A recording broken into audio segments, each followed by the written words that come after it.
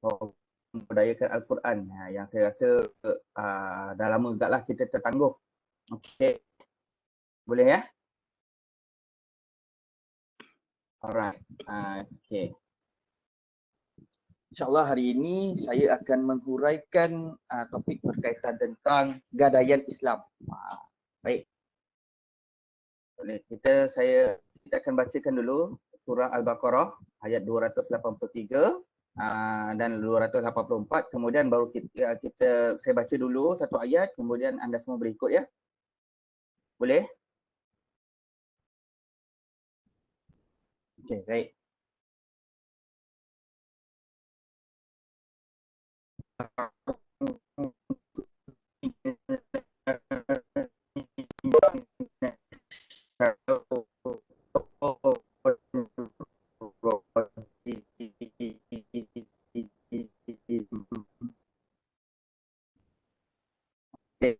أعوذ بالله من الشيطان الرجيم.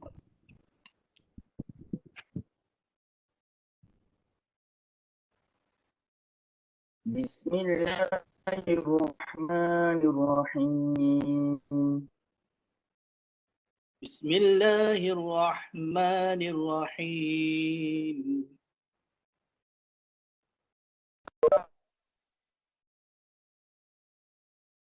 وإن كنتم على سفر ولم تجدوا كاتبا مقبوضا. Saya sambung lagi ya. فإن أمن بعضكم بعضا فليؤدي الذي اؤتمن أمانته وليتق الله ربه ولا تكتموا الشهادة ومن يكتمها فإنه آثم قلبه Wallahu bima ta'maluna alim. Okey, baca. Wa in kuntum. وإن كنتم على سفر ولم تجدوا كاتبا فرهان مقبوضة فإن أمن بعضكم بعضا فليؤدي الذي اؤتمن أمانته وليتق الله ربه ولا تكتموا الشهادة ومن يكتمها فإنه آثم قلبه والله بما تعملون عليم.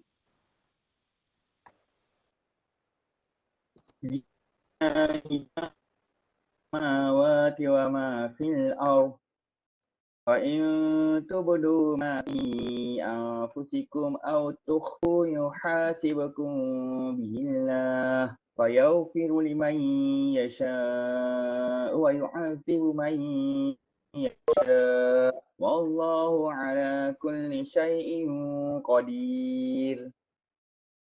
لله ما في السماوات وما في الأرض وإن تبدوا ما في أنفسكم أو تخفوه يحاسبكم به الله فيغفر لمن يشاء ويعذب من يشاء والله على كل شيء قدير.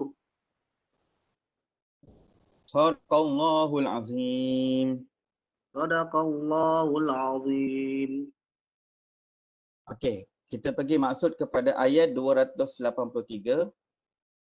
Dan jika kamu berada dalam musafir, yakni kamu berhutang atau memberi hutang yang bertempoh, sedang kamu tidak mendapati jurutulis, maka hendaklah diadakan barang gadaian untuk dipegang, yakni oleh orang yang memberi hutang. Kemudian, kalau yang memberi hutang percaya kepada orang yang berhutang dengan tidak payah bersurat, saksi dan barang gadaian, maka hendaklah hutang yang dipercaya itu menyempurnakan bayaran hutang yang diamanahkan kepadanya dan hendaklah ia bertakwa kepada Allah Tuhannya. Dan janganlah kamu, yakni orang-orang yang menjadi saksi, menyembunyikan perkara yang dipersaksikan itu. Dan sesiapa yang menyembunyikannya, maka sesungguhnya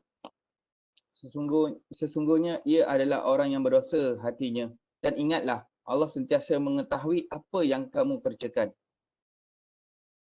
Ayat 284. segala yang ada di langit dan di bumi dan yang ada di bumi adalah kepunyaan Allah. Dan jika kamu melahirkan apa yang ada dalam di dalam kamu atau kamu menyembunyikannya, niscaya Allah akan menghitung dan menyatakannya kepada kamu. Kemudian ia mengampunkan lagi bagi sesiapa yang dikehendakinya dan menyiksa sesiapa yang dikehendakinya, yakni menurut undang-undang peraturannya. Dan ingatlah Allah Maha Kuasa atas setiap sesuatu. Okey. Itu maksud ini ayat kalau bila kita tanya tentang apakah dalil gadaian Islam. Yang inilah dalilnya. Okey. Perkataan dia ialah farihanum makbudah. Okey. Kalau kita perhatikan di sini, dia punya perkataan dia ialah farihanum makbudah. Kat sini. Okey, iaitu hendaklah diadakan barang gadaian untuk dipegang. Okey, itulah dia punya. Okey, baik. Saya ingin okey, kita dah baca tafsir ni. Saya ingatkan kita sama-sama untuk ulang kaji sikitlah tentang ilmu ataupun tajwid. Okey. Ni saya nak tanya ni. Saya suka tanya kan. Okey. Wa in kuntum. Wa in kuntum. Okey, apakah hukum tajwid ni? Wa in kuntum ni. Nun mati bertemu dengan kaf.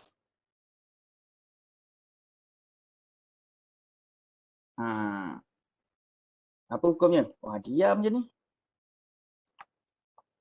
Saya nak juga tahu ni. Ke tak tahu hukum tajwid di sini? Nun mati bertemu dengan kaf.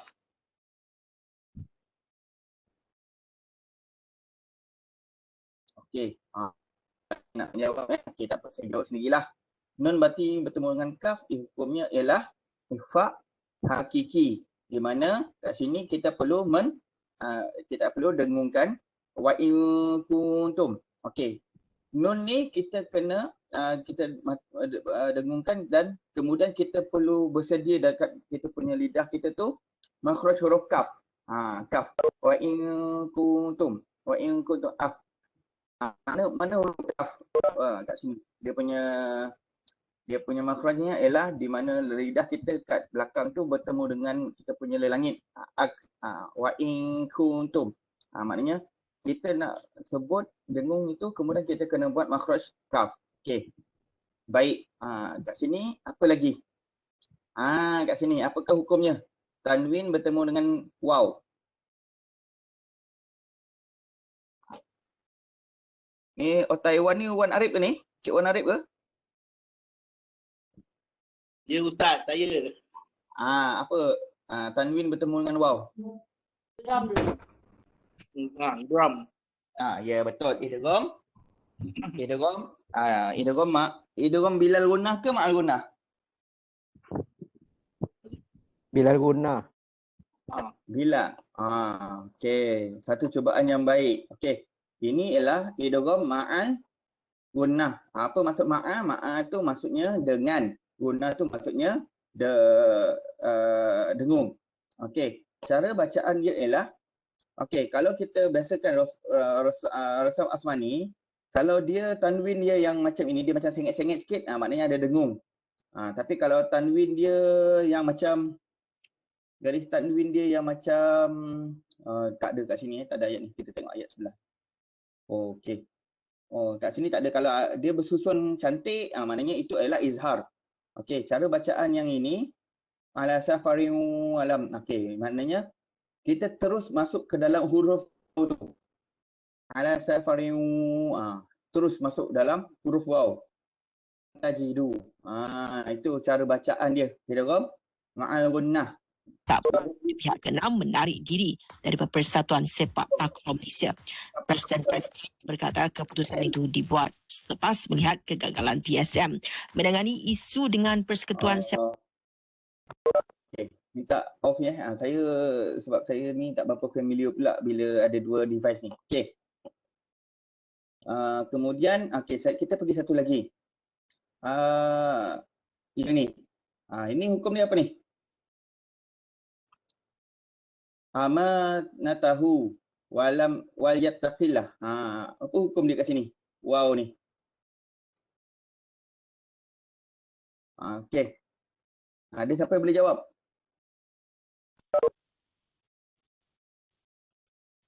Wah, kat sini. Okey. Okey, kat sini maksudnya ialah mat silah qasirah. Okey, kalau bila sebut mat silah atau qasirah ni, mat silah ni dia ada dua Dia ada mat silah tawilah dan mat silah qasirah. Dalam kes ini adalah mat silah qasirah ke tawilah ni?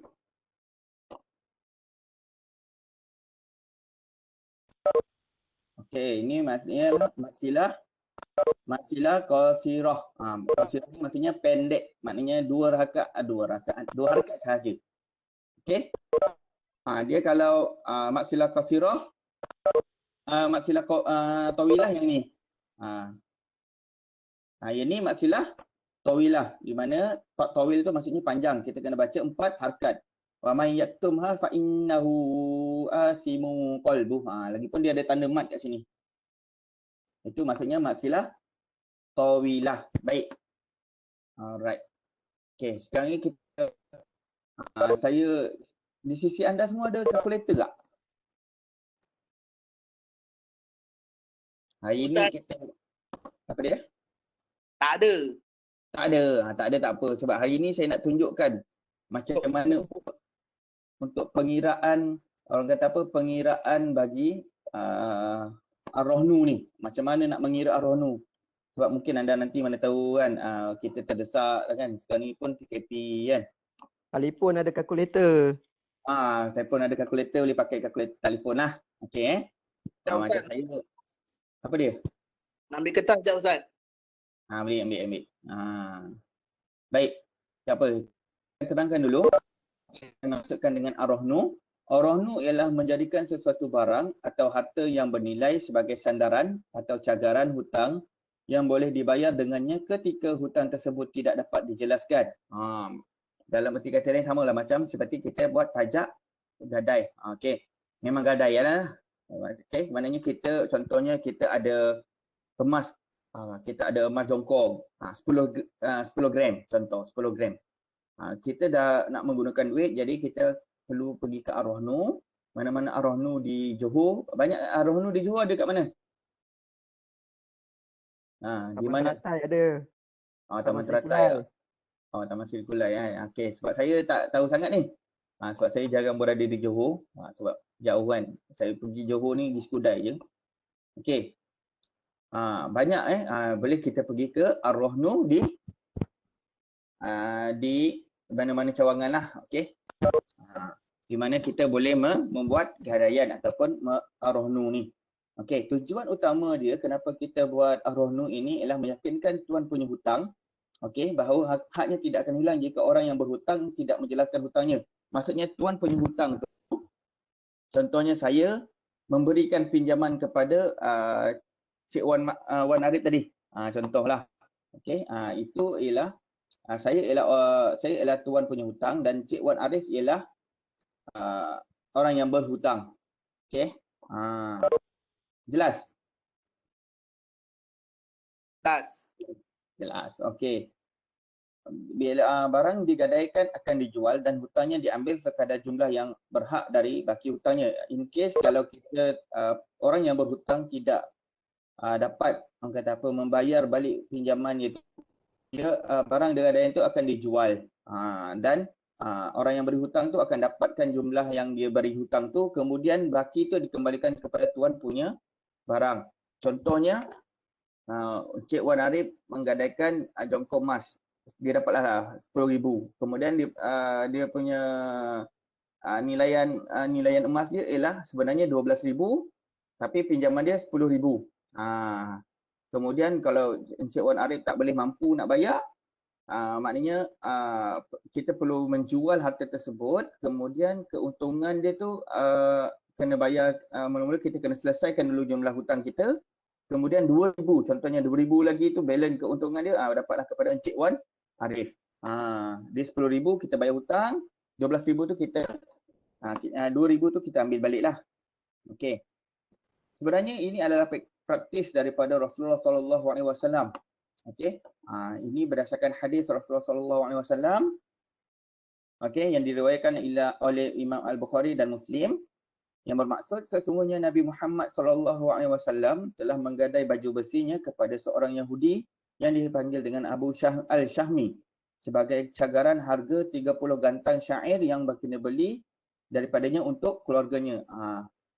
Sekarang ni ini adalah orang kata apa, antara dalil juga yang membolehkan kita berurus niaga dengan golongan bukan Islam. Okey, sekarang ni Yahudi ni agak sensitif kalau sekarang ni kalau kat mana-mana pun kita sensitif lah. Tak tahulah kalau tak anda semua tak sensitif juga kan isu tentang apa sekarang ni isu kita tentang Yahudi ni. Apa isunya? Palestin. Yes, Palestin okey. Tak apalah, kita punya perbincangan hari ni bukan menjurus kepada Yahudi Okey Kalau Yahudi ni kita kena jelaslah sebenarnya Yahudi ini ialah satu bangsa dan agama juga. Okey. Dia macam orang Islam juga kan. Macam orang Melayu agama dia Islam, tapi Yahudi ni agama dia Yahudi lah. Okey. Bila kita sebut tentang gadaian, kita ada 5 rukun ni, iaitu sirah. Sirah, apa itu sirah? Apa itu sirah? Sirah. Sirah itu penawaran dan penerimaan, ijab dan qabul. Jangan ingat nak kahwin je baru ijab dan qabul. Tak, sebenarnya ketika kita beramalat pun kita perlu ada sirah, ijab dan qabul. Contohnya saya menyatakan kepada Encik Wan Arif, Encik Wan Arif, saya nak menggadaikan saya punya emas sekian dan Encik Wan Arif pun kata okey baik, saya setuju. Itu adalah sirahnya. Saya ada ijabnya saya melafazkan saya punya keinginan dan Encik Wan Arif itu melafazkan kesudiannya. Contoh macam ijab qabul lah kan. Aku menikahkan dikau dengan sekian, dengan mas kahwin sekian. Lepas tu kemudian kita jawablah aku terima nikah. Aku terima nikah. Okey. Bila sebut aku terima tu ada setengah negeri saya tak pastilah. Kalau di Johor aku terima nikah, dia tak adanya tau. Setengah negeri ada aku terima nikahnya. Betul tak? Pasal tak? Johor tak adanya Ustaz. Betul, Johor tak adanya. Ada negeri aku terima nikah cukup. Itu saja. Tapi saya tak pastilah negeri mana, tapi ada pernah saya mendengar lah. Aku terima nikah. Dah cukup. Kan biasalah pengantin kan dia cemas. Kan?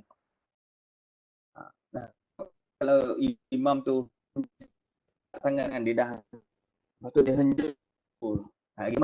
Semua orang kata apa? Ilmu di dada. Okey.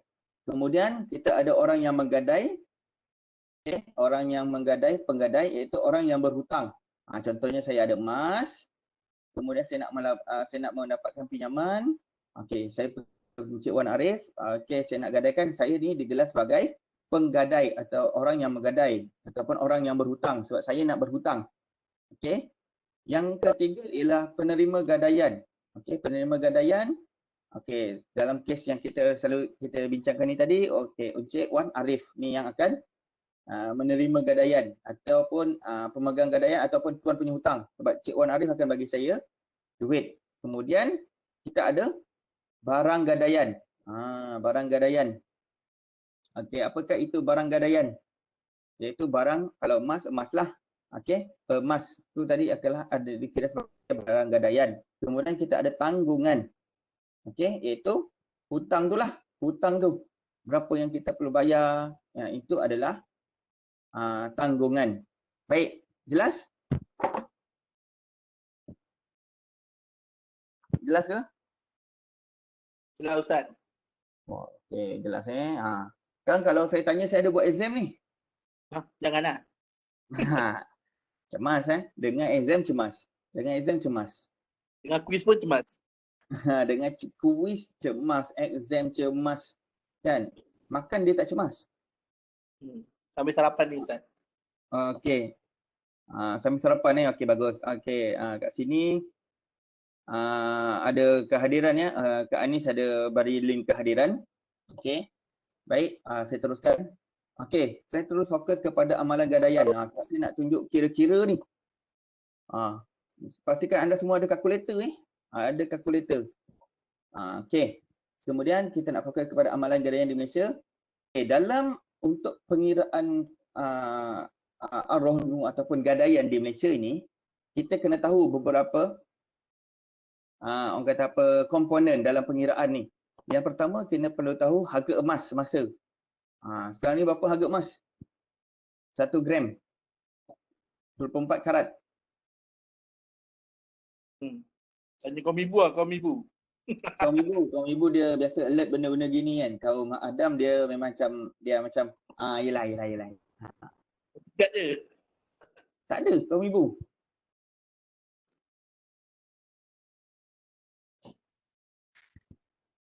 Okey suka saya ingatkan, okey, tak ada beli sekarang. Okey, ada ni Puan Sharifah kata tak beli sekarang. Okey harga emas ni dia bergantung kepada orang kata apa, syarikat ar-rohnu yang kita pergi tu. Contohnya dia kata harganya 207, ada yang 276, ada 274, ada 280.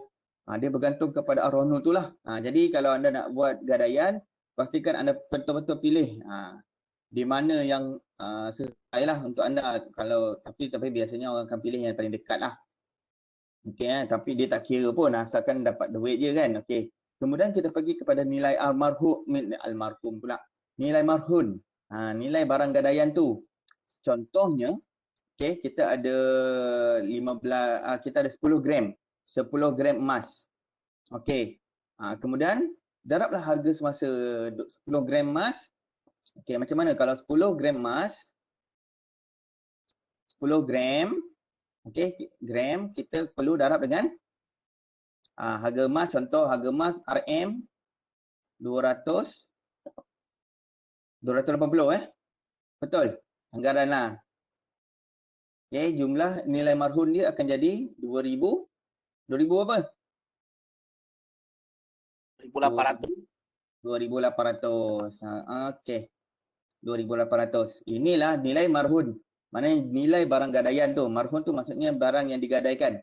Okey. Kemudian berapakah pinjaman yang dibenarkan daripada 280 ni, 2,800 ni? Okey, biasanya kebanyakan syarikat ar-rohnu dia membolehkan sehingga 70%. 70%. 70%. Maknanya 70% nilai yang boleh dipinjamkan, 70% kita darabkan dengan 2,800. Berapa tu dapat tu? Ni yang pentingnya ada kalkulator tu. Berapa? Sajanya suruh pagi-pagi suruh mengira sikit kan. 70% darab 2,800 kita akan dapat pinjaman ialah inilah jumlah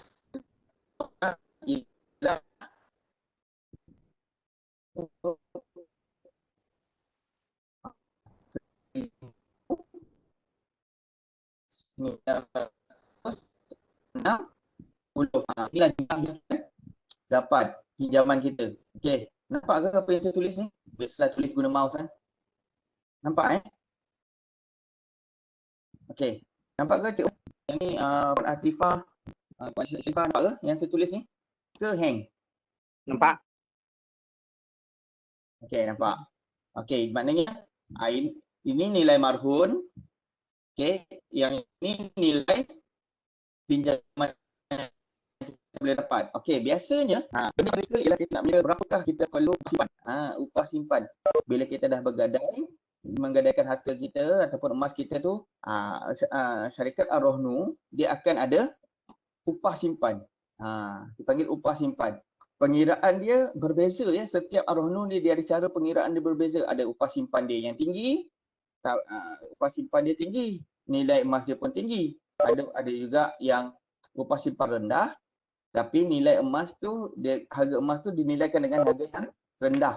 Okey. Cara asas pengiraan dia ialah nilai marhun, nilai yang ini 2,800 darab dengan kadar upah, darab dengan tempoh.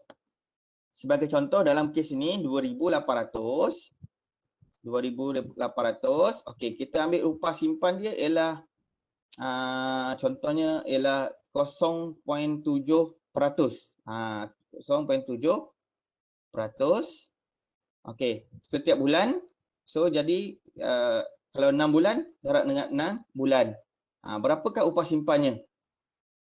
2,800 darab 0.7. Boleh kira kali dengan saya.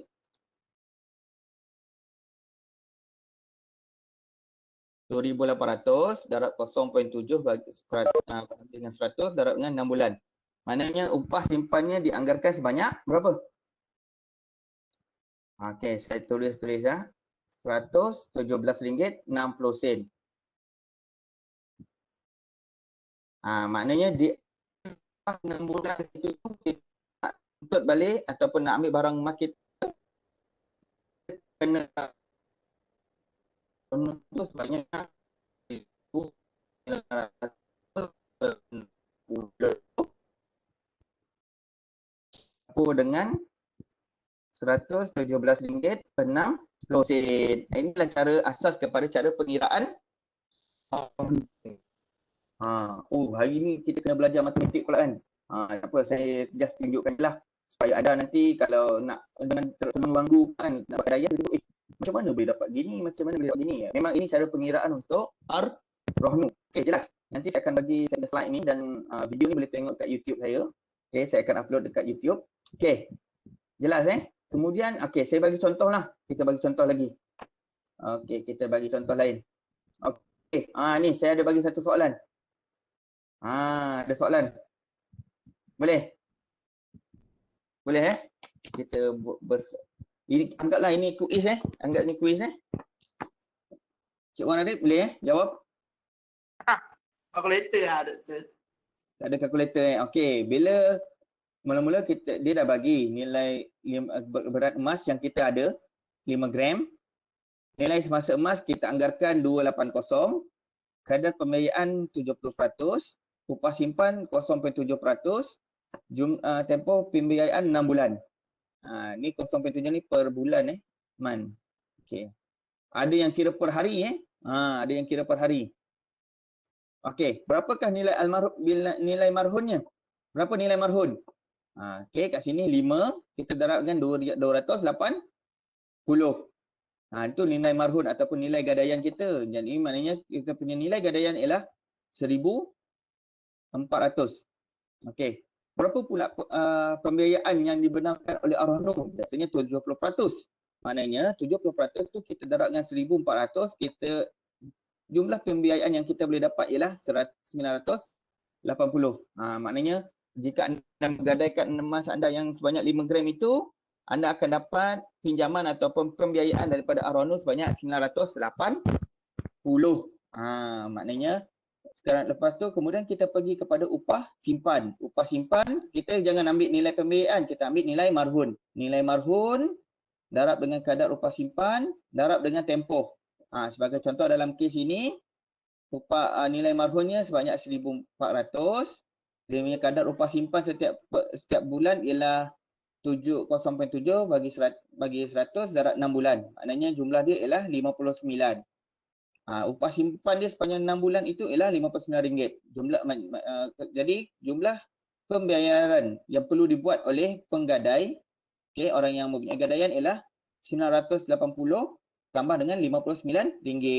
Jadi jumlahnya ialah RM1,039. Inilah contoh contoh untuk pengiraan bagi Ar-Rahnu. Jangan lepas ni kalau anda pergi ke Ar-Rahnu tak tahu tak tahu langsung kita boleh rujuk apa yang saya tunjukkan ni untuk sebagai panduan sahaja. Mungkin cara pengiraannya berbeza ataupun nilai emas dia berbeza, cara orang kata upah simpan berbeza. Tempoh ni mungkin ada kira bulanan, ada kira harian. Dia bergantung Okey. Alright, jelas? Jelas. Lepas ni saya minta Encik Wan Arif kira Tak boleh lah. Ni sebenarnya saya lagi latihan sikit untuk kita sama-sama belajar kan. Tapi tak apa, mungkin tak sempat kot. Okey, berat emas. Ini yang ni actual yang betul-betul saya gunakan yang semasa tau. Yang ni saya buat kira-kira dia semalam kan. Saya buatkan slide ni. 5 gram harga emas 5 gram emas ni emas 24 karat ni 5 gram harga emas dia harga dia RM277.79 per gram. Kadar pembiayaan 70%, kadar upah simpan 0.5% dan berapa nilai marhun. Okey, kita bagi tengok contoh ni ini yang saya kirakan semalam. Biasanya Ar-Rahnu dia ada kalkulator dia sendiri. Kat sini dia punya kalkulator dia. Kalkulator dia, okey, berat tadi nak 5 gram. Dia kira harga dia 1 gram 277, jumlah marhun dia, nilai marhun dia RM1,388.80. Jumlah pinjaman dia 70%, boleh dapat 970. Upah simpan 0.5%. Okey, selama 6 bulan dia punya upah simpan dia ialah RM42.10. Itulah maksudnya cara bagaimana tiba-tiba kan kalau macam kita guna kalkulator ni tak apalah, kita masukkan je kita terus dapat jawapan. Tapi saya nak terangkan bagaimana jawapan tu didapati. Ada Ar-Rahnu Tekun ni dia buat sampai 75%.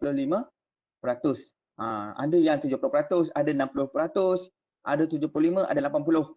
Okey. Ini contoh Ar-Rahnu Tekun. Okey, anda boleh layarilah laman sesawang mereka untuk dapatkan kalkulator.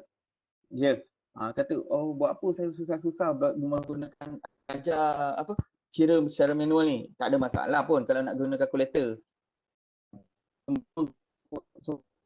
Guna nak ceritakan bagaimana kiraan itu boleh didapatkan. Didapatilah. Okey. Jelas Okey, kalau macam tu saya pergi kepada satu lagi. Alright. Makin kurang pula kini punya peserta tak apalah. Alright. Okey. Ini ialah pengiraan untuk Ar-Rahnu Yapim. Walaupun Yapim ni tak sponsor kita punya program hari ni, tapi saya cerita jugalah. Okey. Dia banyak. Yapim. Ya? Banyak Ar-Rahnu Yapim, Ar-Rahnu Tekun, ada banyak Ada Ar-Rahnu Ar-Rahnu Bank Rakyat ada, Bank Islam ada. Banyak Ar-Rahnu ni. Kita biasa kalau macam dulu saya kat Kelantan memang banyaklah Ar-Rahnu. Macam-macam sebab dia ada pemodalan Kelantan punya Ar-Rahnu sendiri.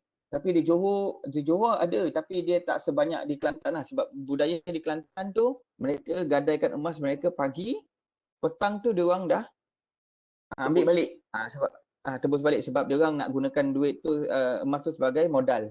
Okey itu budaya. Okay.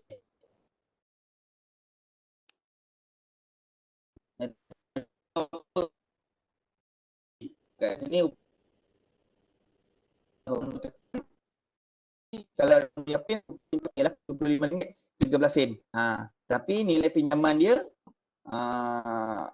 banyak macam Tekun ni lagi menarik. Dia punya simpan dia lagi rendah simpan dia lagi rendah berbandingkan dengan Ar-Rahnu Yapim ni.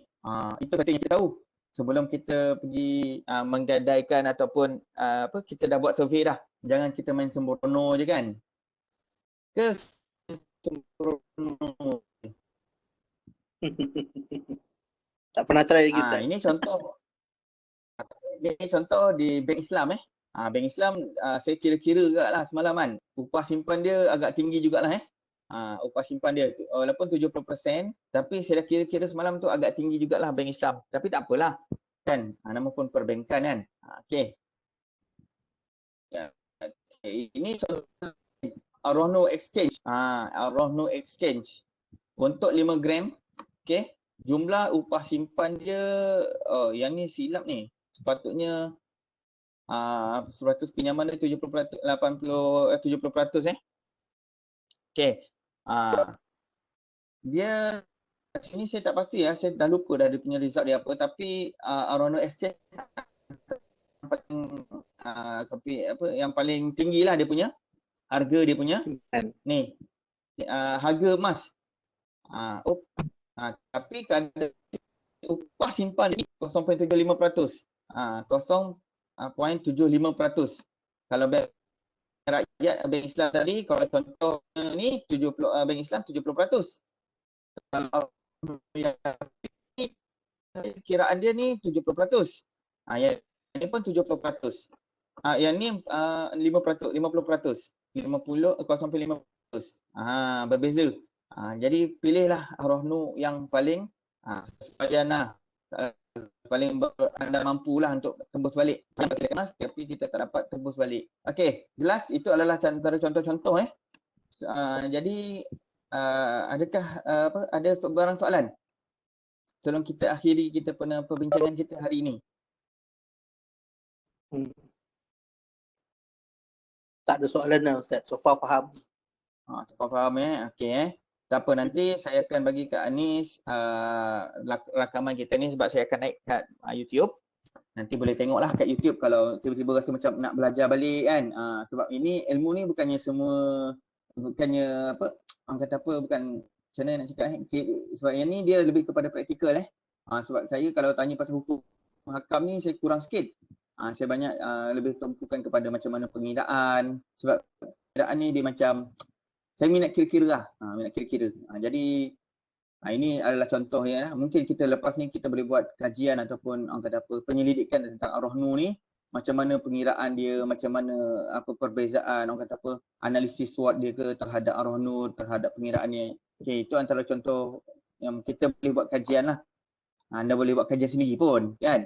Tak perlu hantar Scopus ke apa kan. Cukup anda buat sendiri punya kajian. Macam mana untuk mengiranya. Okey. Jelas? Jadi, tak ada apa-apa soalan InsyaAllah. Belum lagi nak kaji Ustaz. Belajar je. Belajar je. Okey, tak apa. Nanti kalau ada apa-apa, kalau nak bertanya ke insyaAllah boleh tanya saya. Ataupun terus kepada Rohnu yang anda nak pergi itulah. Saya pun ada kawan juga yang kerja Rohnu di Johor. Okey, baik. Jadi kita akhiri kelas kita. Saya minta maaf atas kekurangan apa yang saya sampaikan hari ini. Saya minta maaf. Semua tu kekurangan tu daripada diri saya sendiri. Okey, insyaAllah saya akan tambah baik. Jadi kita akhiri kita punya pertemuan kita pada hari ini dengan Assalamualaikum warahmatullahi wabarakatuh. Waalaikumsalam warahmatullahi ta'ala wabarakatuh.